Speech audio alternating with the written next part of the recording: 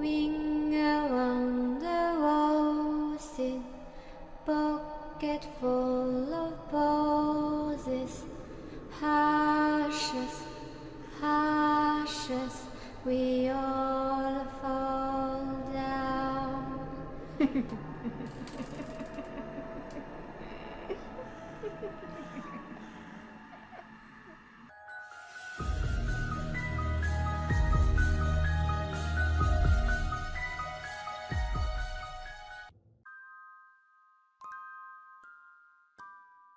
Cela fait quelques jours qu'Halloween est fini.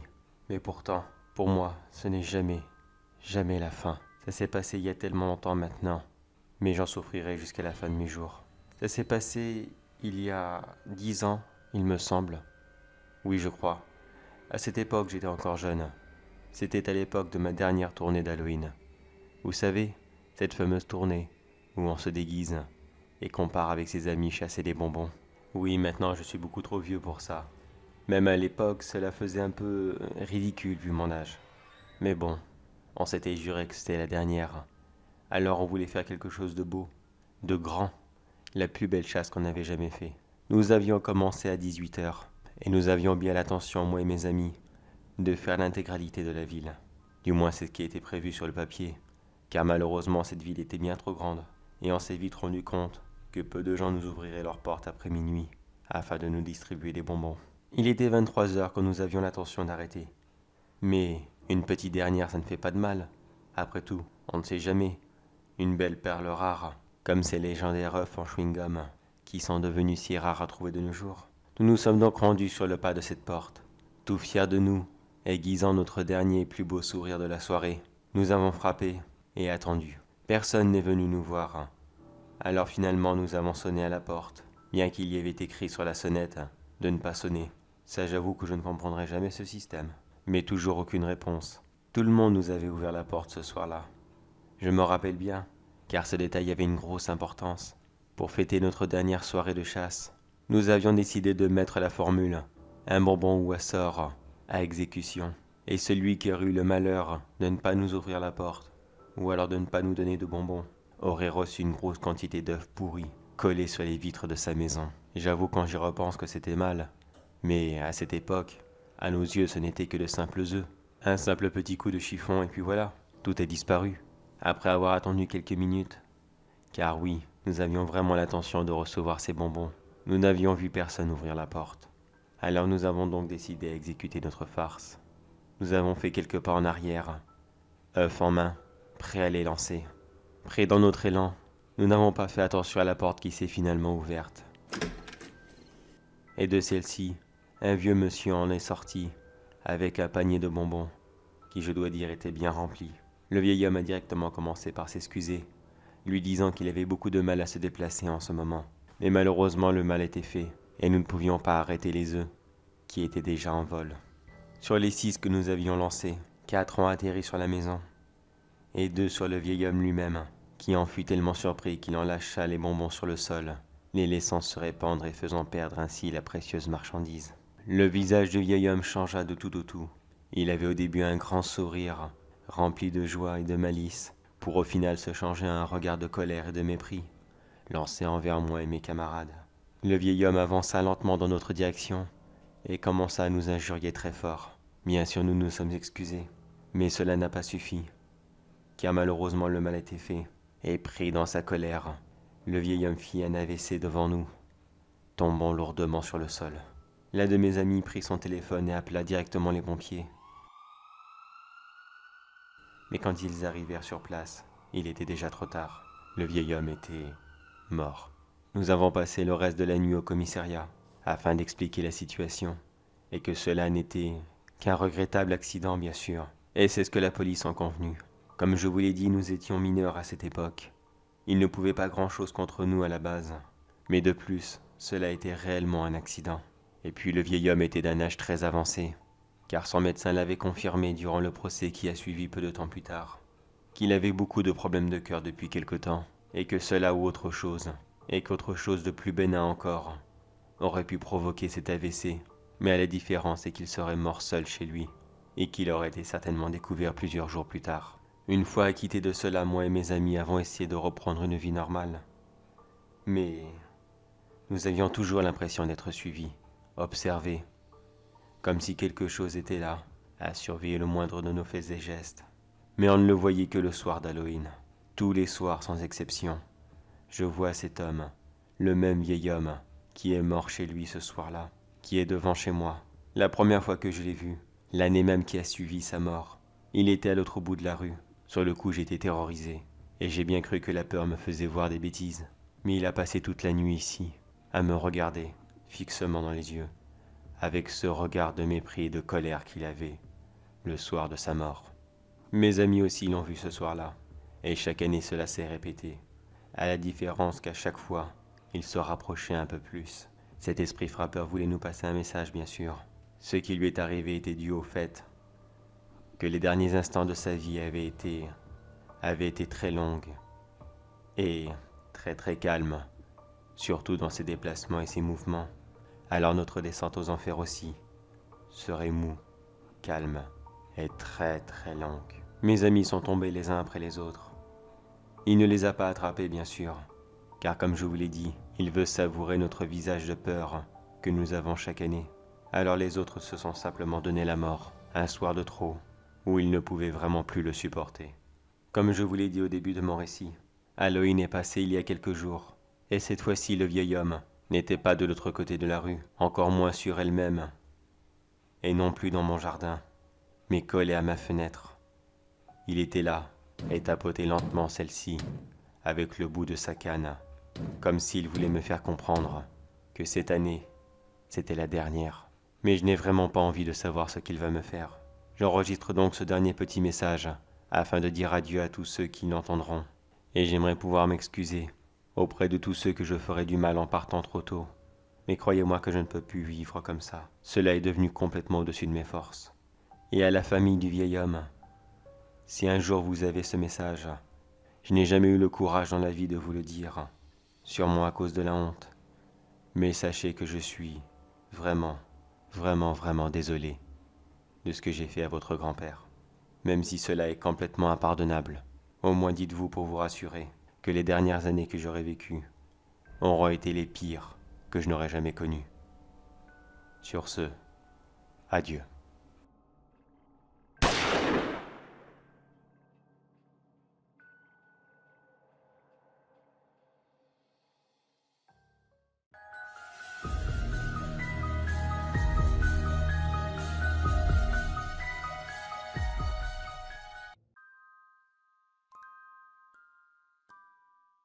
J'écris ce message sur les réseaux sociaux afin de démentir une affaire qui a fait la une il y a peu de temps.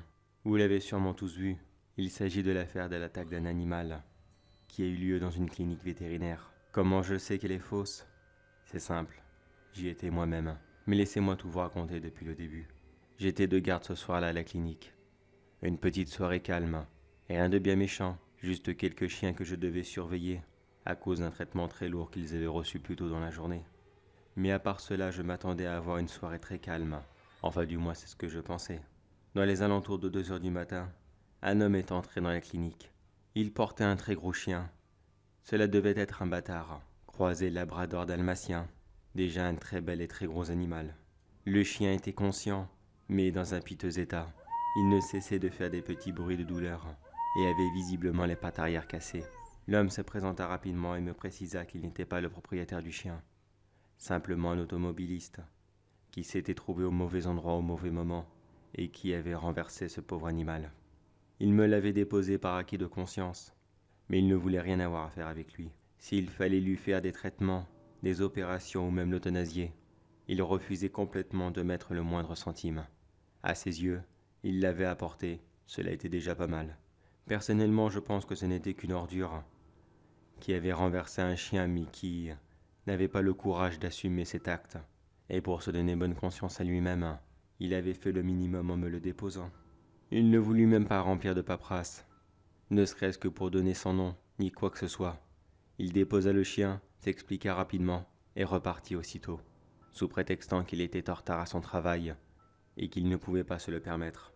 De toute façon, à ce moment, quand je voyais l'état de ce pauvre chien, Je me doutais bien que celui-ci n'avait pas non plus le temps de faire quelques paperasses. Le pauvre semblait tellement souffrir. Il fallait que je fasse quelque chose au plus vite. Alors j'ai décidé de faire une rapide radio. Même si cela allait me coûter un bras, et que bien sûr cela ne serait pas payé, je me suis dit tant pis. Vu mon salaire, je pense que je peux me permettre une petite opération gratuite de temps en temps. Après tout, cette pauvre bête n'avait rien demandé. Après cette radio rapide de son bassin, j'ai constaté que celui-ci était complètement démis, et les os de ses jambes étaient broyés. Il n'avait quasiment aucune chance de s'en sortir. Et puis même, s'il s'en sortait, il ne remarcherait certainement plus jamais. J'ai donc décidé de mettre fin à ses souffrances. Le pauvre animal ne demandait que ça. Je l'ai donc laissé seul sur la table d'opération, le temps de retourner à mon laboratoire et de préparer tout ce qu'il fallait pour le piquer. Cela m'a pris une bonne demi-heure, mais quand je suis revenu, le chien n'y était plus. Bien sûr, je me suis demandé où il était passé, même s'il ne pouvait pas aller bien loin dans son état. Alors j'ai commencé à le chercher, passant de la salle d'opération, couloir, salle d'attente, accueil, il n'y était pas. Après plusieurs minutes de recherche, j'ai entendu des bruits bizarres provenant de la réserve, là où tous les autres animaux attendaient dans leur cage. Pensant que l'arrivée de ce nouveau pensionnaire avait dû provoquer un petit attroupement au niveau des animaux, qui bien sûr ressentaient la douleur de leurs congénères. Mais j'étais très loin de la vérité.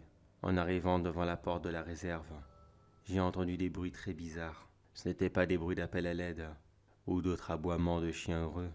On aurait dit des bruits de morsure et de mastication. Comme si quelqu'un ou quelque chose était en train de faire le plus gros repas de sa vie.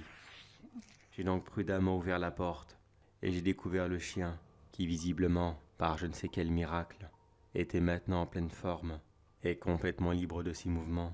Mais il était aussi en train de manger un autre chien qu'il venait probablement de tuer sur le coup.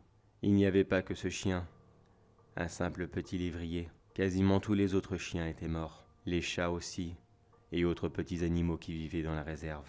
Tous avaient été fraîchement tués, le temps que je prépare la piqûre. Et ce chien qui, à la base ressemblait à Bâtard, croisé labrador dalmatien, ressemblait maintenant à un dog du Tibet, mais en beaucoup plus gros. Je ne savais vraiment pas comment réagir. C'est vrai que j'avais de quoi me défendre. S'il m'attaquait, je n'avais qu'à lui planter l'aiguille, et cela lui serait fatal. Mais quand j'ai vu avec quelle facilité il avait réussi à tuer les autres chiens, j'ai préféré m'abstenir, et je suis retourné lentement à mon bureau, en essayant d'être le plus silencieux que possible. Moi qui suis un grand fan de films d'horreur, je sais pertinemment que c'est dans ce genre de scène que le personnage principal attire toujours l'attention du tueur, et qu'il passe un très mauvais quart d'heure. Mais j'ai tout de même réussi à m'enfermer à double tour, et j'ai rapidement pris le téléphone afin d'appeler la police. J'ai rapidement composé le numéro, et quelqu'un m'a répondu me demandant qu'est-ce qu'il se passait. Bien sûr, je n'allais quand même pas leur dire « Au secours, venez m'aider, un chien est en train de manger tous les autres », et j'ai peur de finir en dessert. J'ai à la place sous-prétexté un cambriolage, et que j'avais peur d'être agressé par les cambrioleurs s'ils arrivaient à entrer dans mon bureau. L'agent au téléphone m'a demandé de m'enfermer dans celui-ci, et qu'une voiture de police allait bientôt arriver. Me sentant rassuré, je suis resté au téléphone, mais je lui ai bien sûr expliqué que je n'allais pas parler très fort, car j'avais trop peur d'attirer l'attention sur moi. Mais je n'ai malheureusement pas eu à le faire. Il y avait quelques caméras de sécurité ici et là dans la clinique, et depuis mon bureau, j'avais accès au terminal pour tous les voir. J'ai vu que le chien avait terminé son repas, et visiblement, il cherchait son dessert, c'est-à-dire moi. Il est d'abord retourné dans la salle d'opération, puis il a flairé ma piste, retraçant chacun de mes gestes, jusqu'à arriver devant ma porte, où il a commencé à mettre de violents coups de patte, afin d'essayer de la briser. Je me suis appuyé contre elle et je l'ai retenue de toutes mes forces. Certes, je m'étais barricadé, mais vu la carrure de cet animal, elle n'allait vraiment pas tenir longtemps. Elle commençait à craquer à plusieurs endroits. Je l'imaginais déjà en train de passer la tête, comme dans la scène culte du film Shining, mais à la différence que cette fois-ci, ça serait le personnage du film Kojo qui en passerait la tête. Le mélange parfait de deux films de Stephen King, pour la pire soirée de toute ma vie. Mais je fus sauvé par l'arrivée des policiers, qui entrèrent directement dans la clinique, armes en main, et qui visiblement s'attendaient à trouver des cambrioleurs. Mais à la place, ils sont tombés sur cet énorme chien, qui fut dans un premier temps très surpris de les voir arriver. 3 policiers entrèrent en même temps dans la clinique, et le chien se jeta sur l'un d'entre eux, lui saisissant l'avant-bras, et le plaqua contre le sol. Le policier hurla de douleur, tandis que ses 2 collègues surpris reprirent rapidement leurs esprits et ouvrirent le feu sur l'animal, afin de le faire lâcher prise.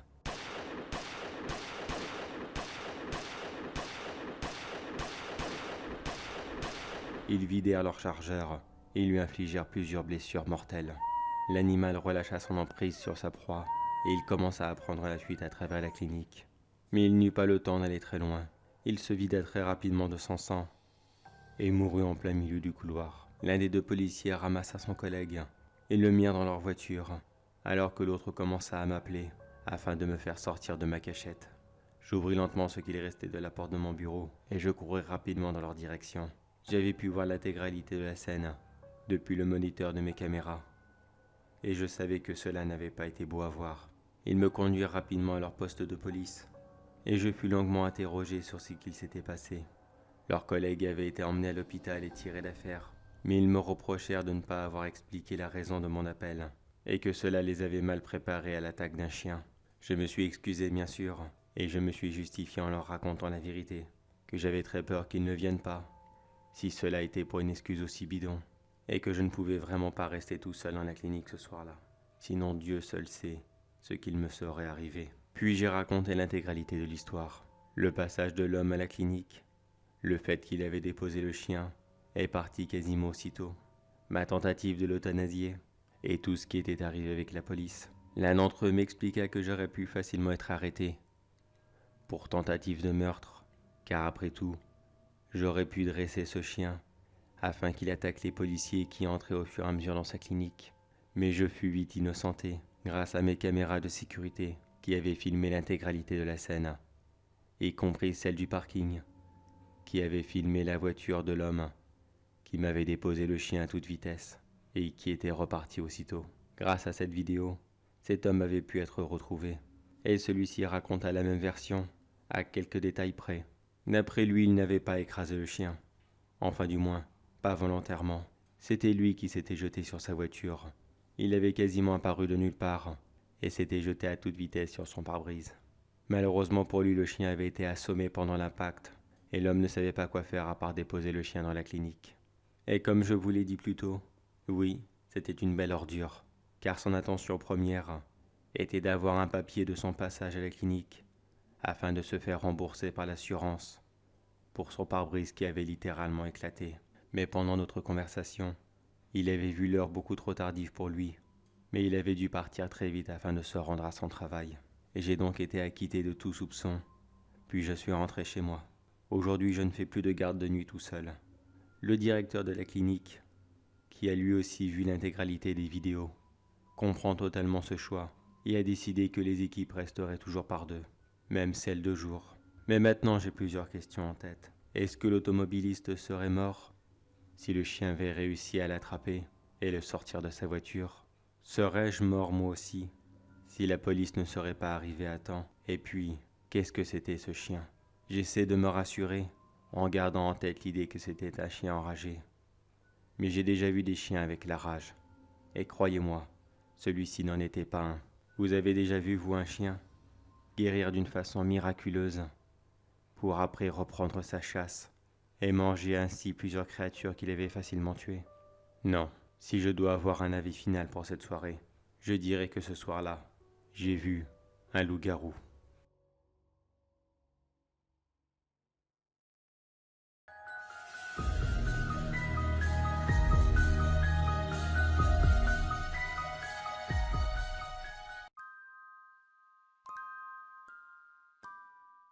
Décidément, même durant mes vacances, je ne peux vraiment pas être tranquille. Je n'aurais pas dû rallumer mon portable, mais que voulez-vous, la curiosité? Me voilà avec un nouveau contrat. Je dois dire que j'en avais quand même besoin. Pas que le travail me manque, bien sûr. Mais j'ai peut-être un peu dépensé, un peu beaucoup même dépensé les économies que j'avais mis de côté. Ouais, bon bah ça va, on a le droit de s'amuser pendant les vacances quand même, non? Je ne vous dirai toujours pas où je suis. Les seuls détails très importants que vous avez besoin de savoir, c'est que je suis dans un pays touristique, avec un très grand désert, et que ici, les prostituées coûtent très cher. Enfin bref. Ma petite mission d'aujourd'hui consistait à se débarrasser de quelqu'un qui faisait des photos, dessins, je n'ai pas très bien compris, de la femme d'une célébrité très importante. Vous le connaissez, mais vous savez très bien que je ne donnerai pas son nom. Tout ce que je peux vous dire, c'est que cette personne est très méticuleuse dans ses choix. Pourquoi m'a-t-il contacté? Figurez-vous que cette personne en question, ma cible, que je fréquente très souvent, car nous sommes dans le même hôtel. La cible est une personne assez classique, un simple paparazzi, ou photographe si vous préférez, comme il y en existe tant. Je déteste ces gens-là. Je suis pour la protection des droits à l'image, et vous imaginez que ces personnes, qui gagnent leur vie en volant les images des autres, et en les photographiant à leur insu, cela m'énerve assez souvent. J'ai donc traîné dans le groupe de touristes un peu plus souvent, juste une petite heure de plus chaque jour, afin de ne pas trop me faire remarquer, mais suffisamment pour voir leur train quotidien, mais surtout pour essayer de shipper une petite liste de choses à faire avant de rentrer chez eux, comme un programme si vous préférez, et c'est là que tout devient intéressant. Je connais très bien cette grande ville où nous sommes actuellement. Dans l'une d'entre elles, il y a une boutique qui vend des spécialités assez exotiques et très originales, voire très peu légales. On y trouve quasiment de tout, surtout des produits locaux, très très dangereux. Et puis, on n'arrête pas de nous dire à la télé qu'il faut consommer locaux, favoriser les petits producteurs.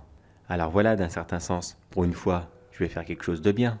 J'ai donc suivi ce groupe durant toute une journée, et comme je l'avais prévu, la curiosité de cet homme l'a littéralement obligé à rentrer dans ce magasin de produits spéciaux afin d'y faire son travail de fouille-merde. Il n'a même pas pu s'empêcher de regarder les produits les uns après les autres, ce qui énervait énormément le vendeur. Voir toutes ces marchandises être manipulées, sans pourtant être achetées. Je me mets à sa place et j'imagine à quel point cela doit être frustrant que des gens que l'on ne connaît même pas, et surtout, quand on ne sait même pas s'ils se sont lavé les mains, puissent manipuler tout ce que vous possédez, et surtout tout ce qui est très cher. Le vendeur était à 2 doigts de craquer, et il s'apprêtait presque à mettre le photographe dehors. Il ne fallait plus qu'une petite étincelle afin de mettre le feu aux poudres. Et c'est ce que j'ai fait bien sûr. Le vendeur était tellement focalisé sur le photographe qu'il n'a même pas fait attention quand j'ai piqué un petit objet et quand je l'ai délicatement posé par terre, juste au niveau du pied du photographe, qui lui-même n'a pas porté attention et qui a marché dessus. C'était une petite statuette, un produit local, mais qui valait déjà très cher.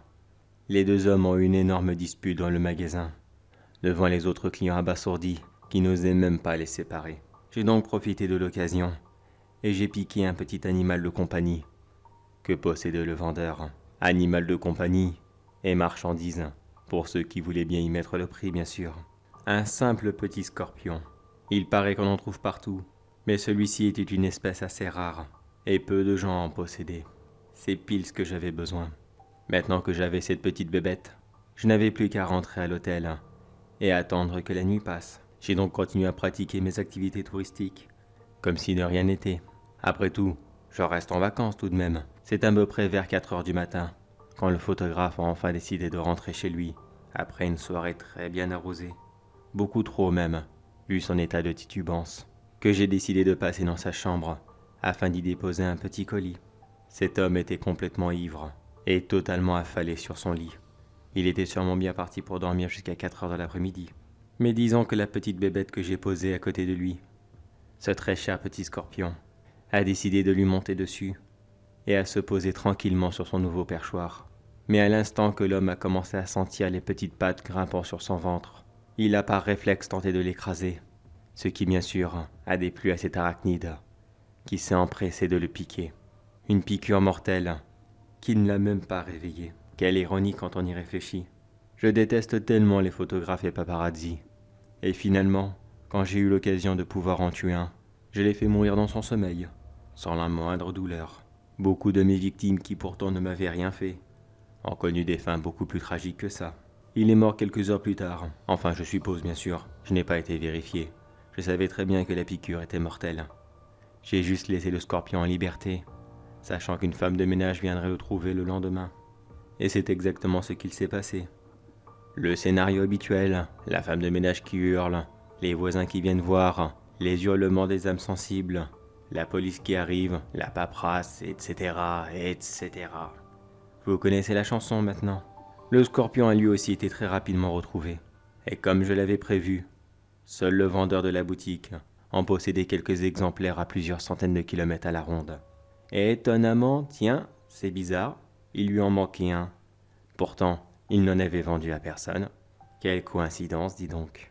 Il fut condamné pour meurtre. Et maintenant, il encourt la peine à perpétuité.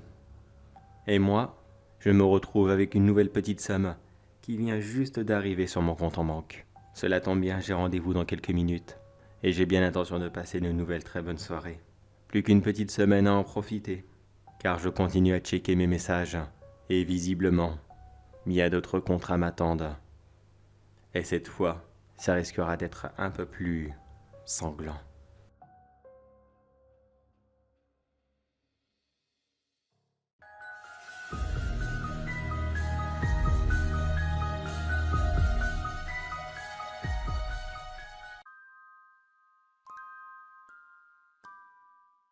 Bon, voyons. Comment est-ce que je vais bien pouvoir expliquer ça, moi? Voyons. Ah, je sais. Essayons. Bonjour, chers lecteurs de notre quotidien. Tout d'abord, je vous remercie. Oui. Oui, la politesse, c'est de mise. Je vous remercie pour l'achat quotidien de notre journal. Point. Je vais plutôt me le réciter à voix haute, comme ça sera peut-être plus simple avant de tout taper. De toute façon, le bruit de ma machine à écrire m'a toujours agacé. Voyons, je pourrais continuer avec... Il y a quelques jours de cela, dans l'un de nos numéros spéciaux, un article avait paru en plein milieu de la page 12. Celui-ci faisait la promotion d'une offre d'emploi, un emploi désigné comme très bien payé, qui ne devait pas poser trop de questions et qui demandait des talents d'assassin hors pair, avec si possible des qualifications de nettoyage, afin de ne laisser aucune trace derrière soi. L'annonce précisait aussi un énorme salaire à la clé, pour tous ceux qui proposeraient leur candidature, avec bien sûr l'adresse et numéro de téléphone, pour tous ceux qui avaient d'autres questions, ou qui voulaient tout simplement envoyer un CV. À tous ceux qui ont acheté ce journal et qui ont lu cet article, sachez bien sûr que celui-ci était faux. Cela n'était qu'une simple erreur provenant de la part de notre bureau.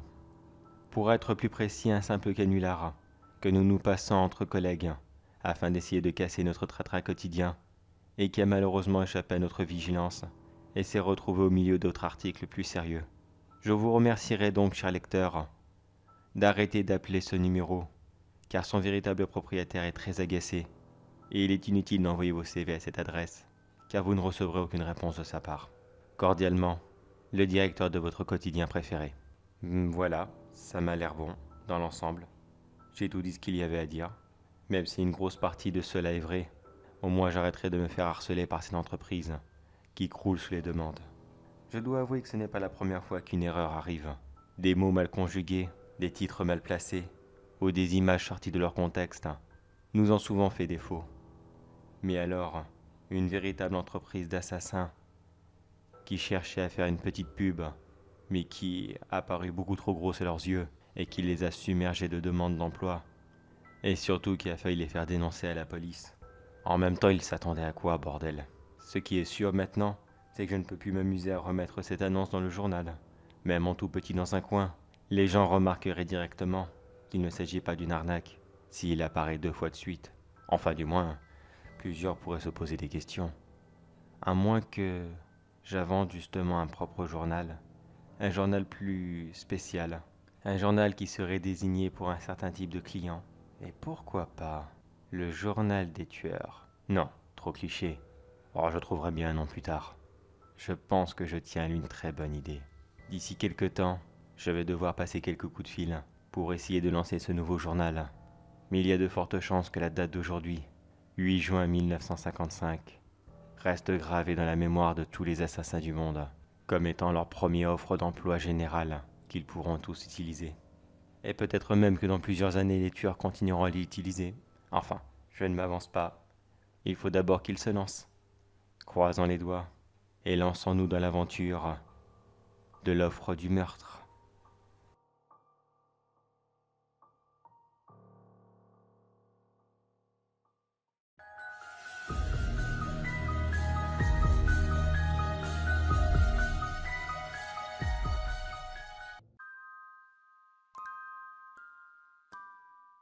Tiens, vous revoilà.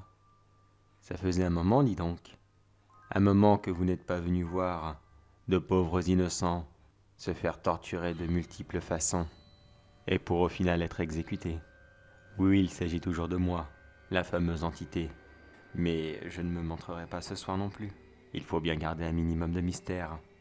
Cela fait maintenant plusieurs mois que j'ai énormément cherché quelqu'un qui méritait de rejoindre mes jeux. Pas en tant que survivant, bien sûr, mais en tant que tueur. Je continue à faire travailler les précédents tueurs, je vous rassure. Mais il faut toujours rajouter une petite touche de fraîcheur. Sinon, on s'ennuie vite.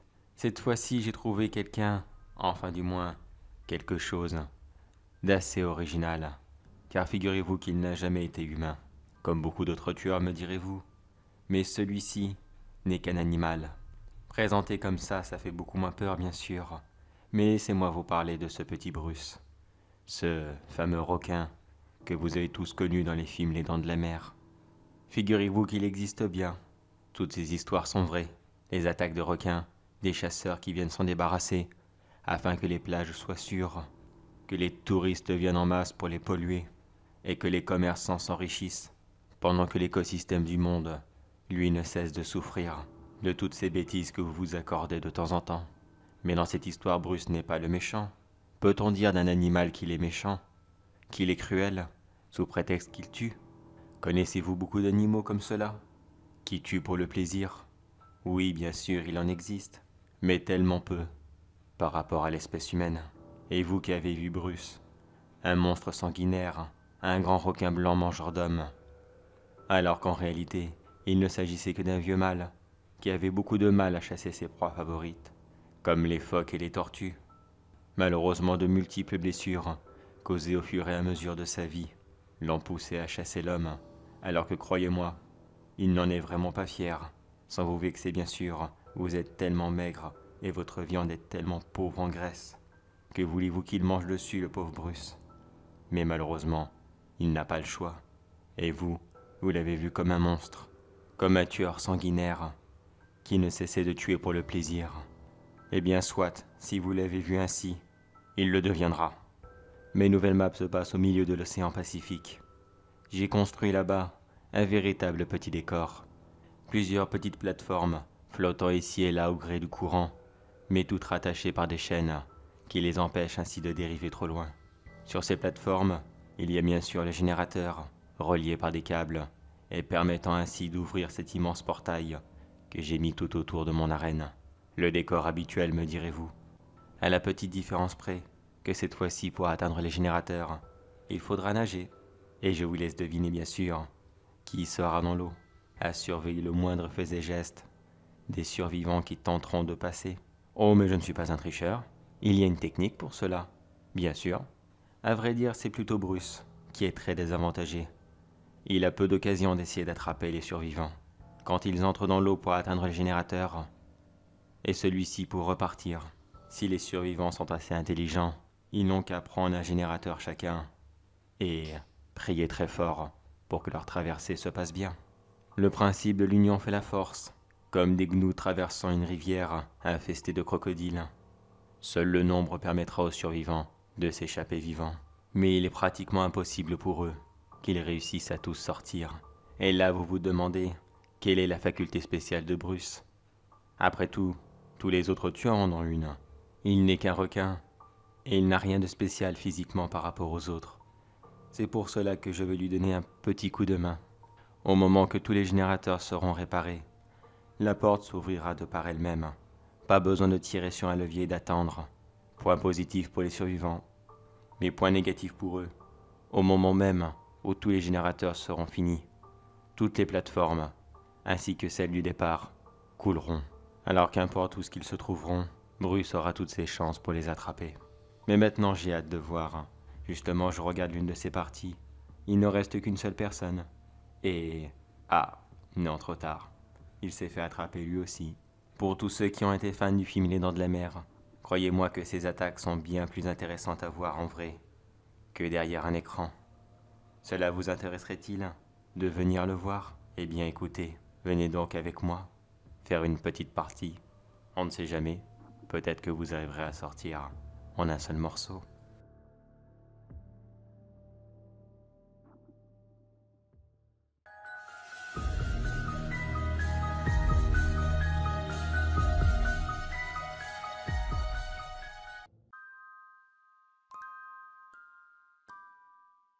Laissez-moi vous raconter une histoire qui m'est arrivée il y a peu de temps de cela, juste avant que je déménage et que j'arrive dans ce coin tranquille.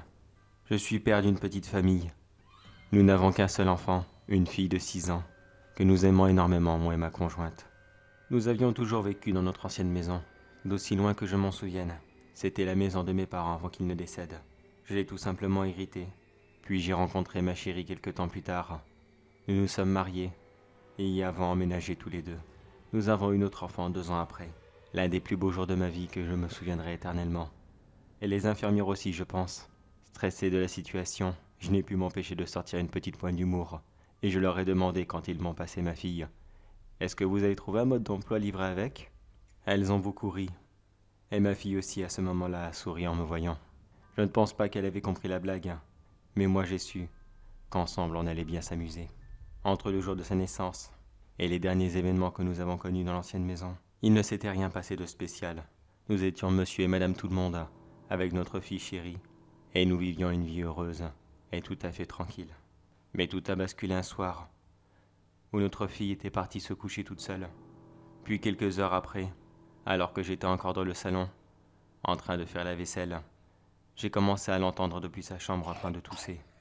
Rien de bien méchant bien sûr, mais elle ne cessait de tousser, comme si elle s'étranglait, ou alors si elle avait attrapé une très grosse grippe.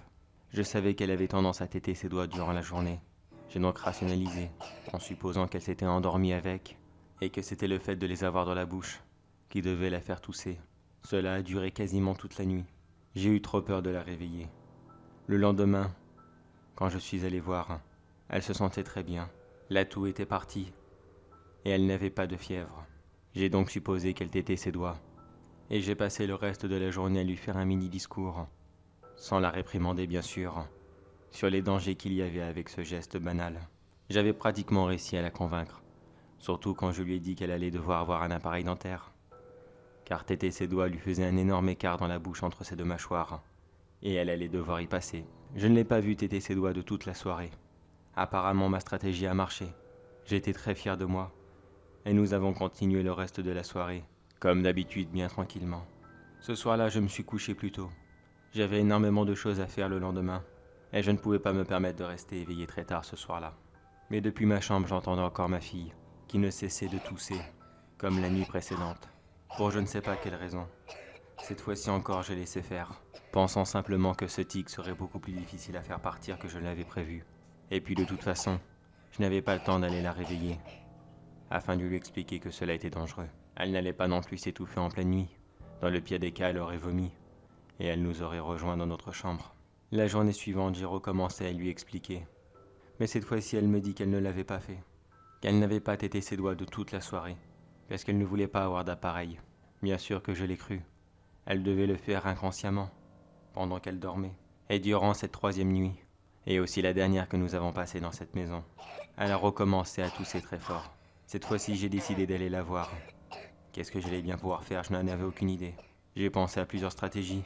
Lui bloquer les mains dans la couverture, les attacher doucement, ou peut-être même utiliser un collier, afin de les maintenir. Même si cela était un petit peu cruel et j'avais très peur de lui faire mal. Mais je n'ai pas eu le temps de faire quoi que ce soit. Je suis entré très doucement dans sa chambre.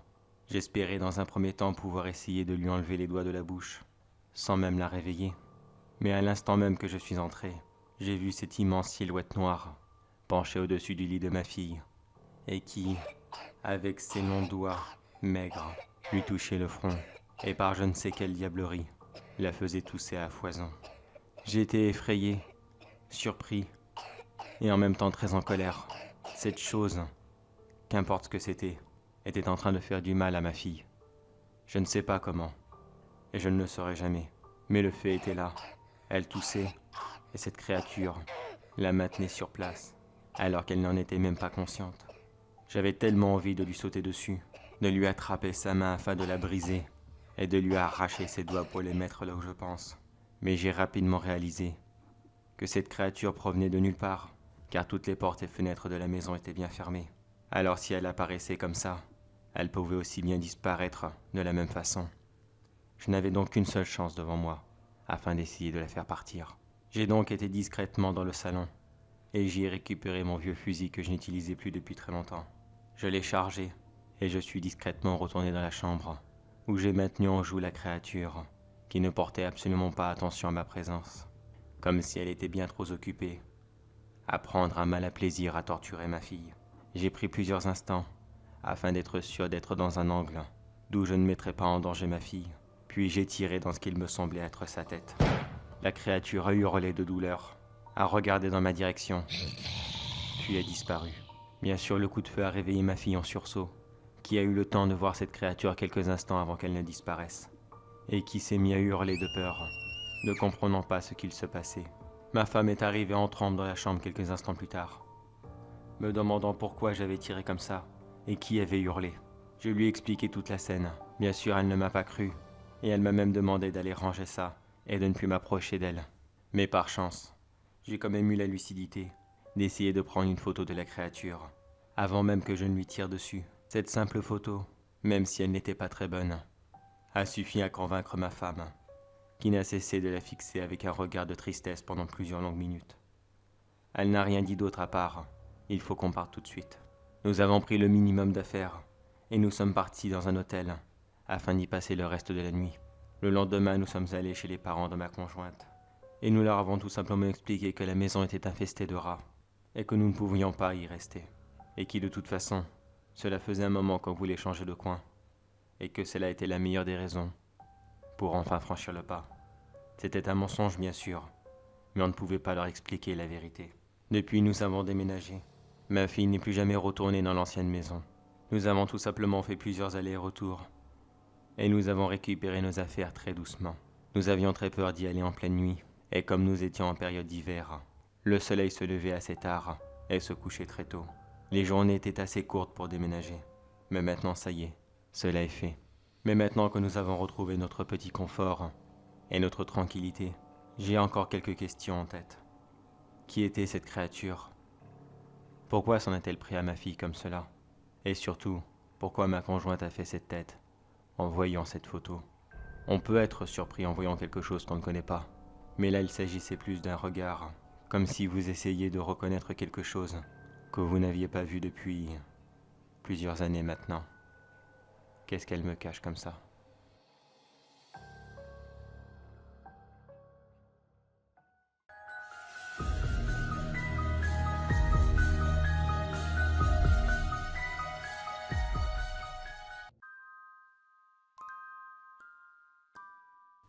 Message à l'attention de tout le monde.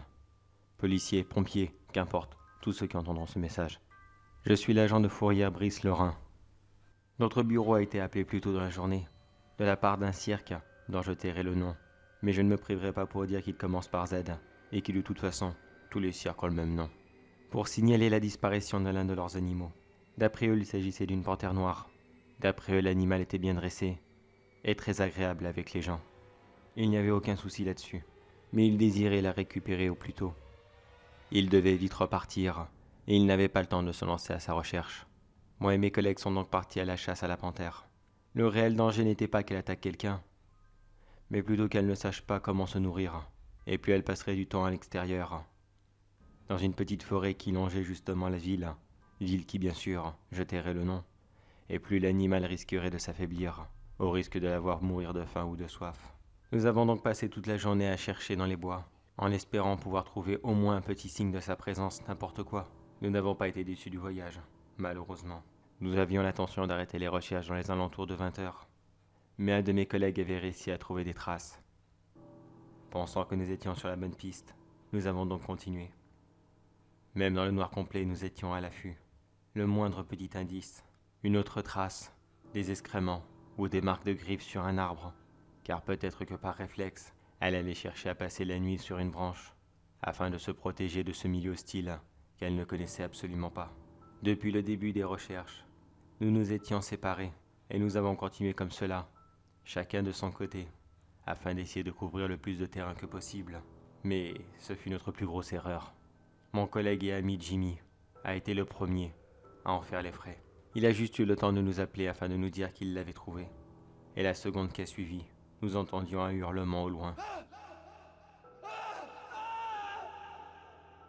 Nous nous sommes précipités vers la source du bruit, mais il était déjà trop tard. Jimmy était à terre.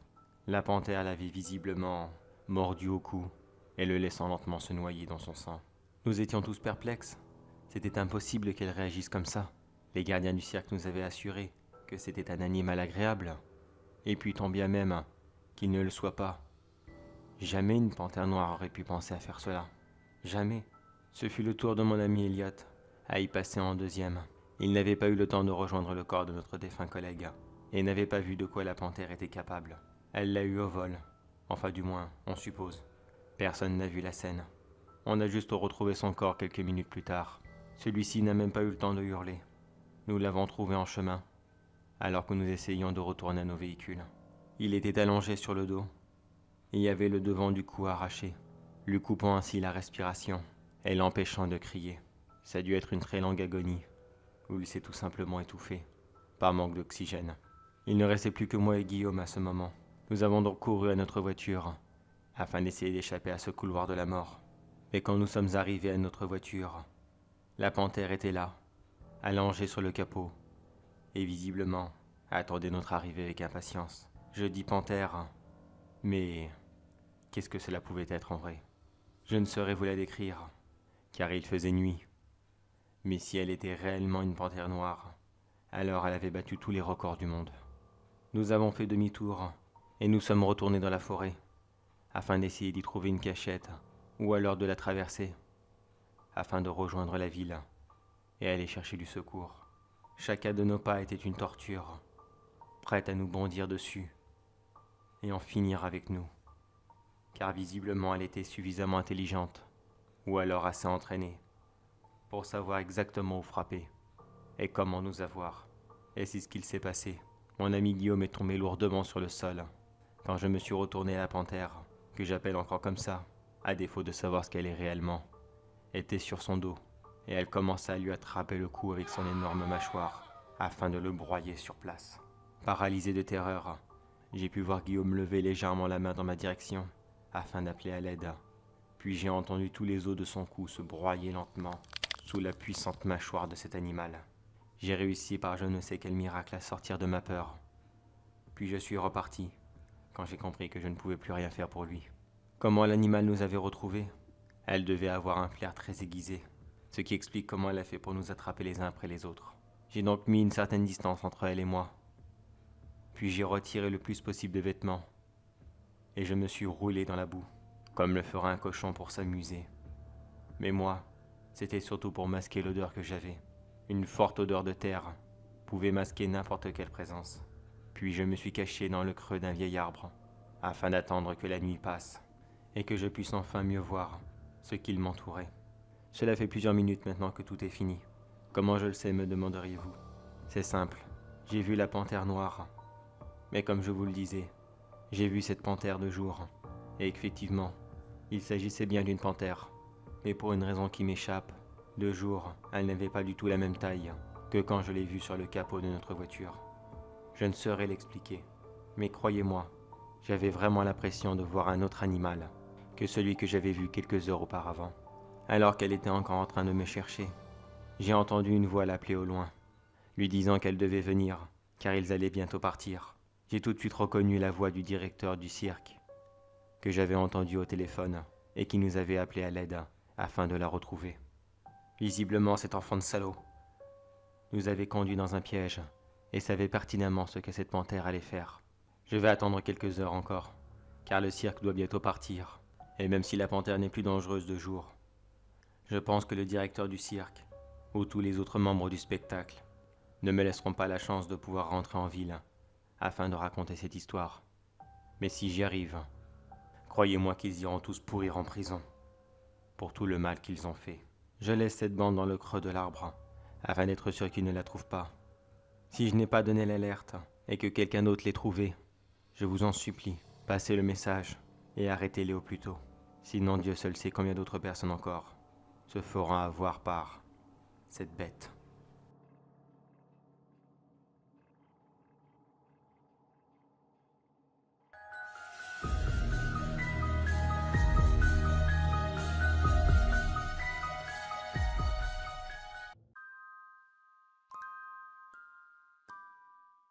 Cela vous est-il déjà arrivé de vous poser une question simple, bête des fois, mais qui pourtant ne trouvera jamais aucune réponse? Et si je vous disais qu'il y a un moyen de l'avoir, cette fameuse réponse, ce petit détail qui parfois peut vous embêter et vous tracasser au point de vous prendre la tête tous les jours, et peut-être même jusqu'à la fin de vos jours? Comment, me direz-vous? C'est tout simple, grâce à un petit rituel que j'ai baptisé le rituel de la vérité. Celui-ci se pratique dans un cimetière, n'importe lequel. Vous aurez besoin de très peu de choses. Un sac de sel, quelques bougies, une source de lumière électrique afin de vous repérer la nuit, et d'une araignée. Enfin du moins, plutôt de la mue d'une araignée. Je vous expliquerai un peu plus tard pourquoi. Rendez-vous dans le cimetière en pleine nuit. Attendez qu'il soit plus de 2 heures et commencez à vous installer dans son centre. Le rituel doit commencer à pile 3 heures du matin. Vous devinez bien sûr pourquoi. Cette fameuse heure où le monde des morts et des vivants communique le mieux. Tout dépendra de vous et du temps que vous aurez afin de vous préparer. Plus vous arriverez tôt et plus vous aurez de temps devant vous afin de tout mettre en place. Même si il n'y a pas grand-chose à faire. Vous verrez, il est super simple. Installez-vous bien au centre du cimetière. Si un objet quelconque vous dérange, comme un monument ou une pierre tombale, essayez de vous centrer le plus possible. Mais bien sûr, ne vous installez pas dessus. Faites un cercle de sel autour de vous. Placez les bougies autour de vous, puis allumez-les afin de vous donner un peu de lumière. Pourquoi des bougies? Car vous avez déjà votre lumière électrique. Il y a de grandes chances que celle-ci ne fonctionne plus quand le rituel commencera. Alors utilisons les bonnes vieilles méthodes. Celle-ci fonctionne toujours. Une fois que tout cela est terminé, prenez la mue de l'araignée et posez-la à l'extérieur du cercle, à proximité de vous. Plus la mue de l'araignée sera grosse, et plus vous aurez de chances d'obtenir de résultats, car elle servira d'offrande à celui ou celle qui viendra vous répondre ce soir. Le mieux serait une araignée Goliath, bien sûr, mais rares sont ceux qui la possèdent chez eux. Espérez seulement que la mue que vous rapportez ne sera pas trop petite, ou alors que l'esprit ne soit pas trop exigeant. Pourquoi pas une araignée intégrale, me demanderiez-vous? Car nous ne sommes pas là pour faire souffrir un pauvre arachnide. Une mue fera largement l'affaire. Quand tout sera prêt, attendez précisément 3 heures du matin afin de commencer votre rituel. Une fois que l'heure commencera, prononcez à voix haute: Esprit, viens et réponds à ma question. À partir de là, fermez les yeux. Ne regardez plus rien. Restez simplement assis dans le cercle et ne bougez pas un seul muscle. Si vous n'avez pas confiance en vous et que l'envie d'ouvrir les yeux sera beaucoup trop forte, vous n'aurez alors que 5 petites minutes pour essayer de vous les bander avec vos vêtements, un mouchoir ou qu'importe. Mais attention, seulement 5 minutes. Pas la peine d'attendre toute la soirée. Si l'esprit n'a pas envie de venir, vous le comprendrez au bout de 30 minutes. Les fameuses 30 minutes entre 3h et 3h30 du matin. Et si au-delà vous n'avez rien entendu, alors rentrez chez vous et retentez votre chance un autre jour. Mais si l'esprit a décidé de venir, vous entendrez alors une pierre tombale s'ouvrir.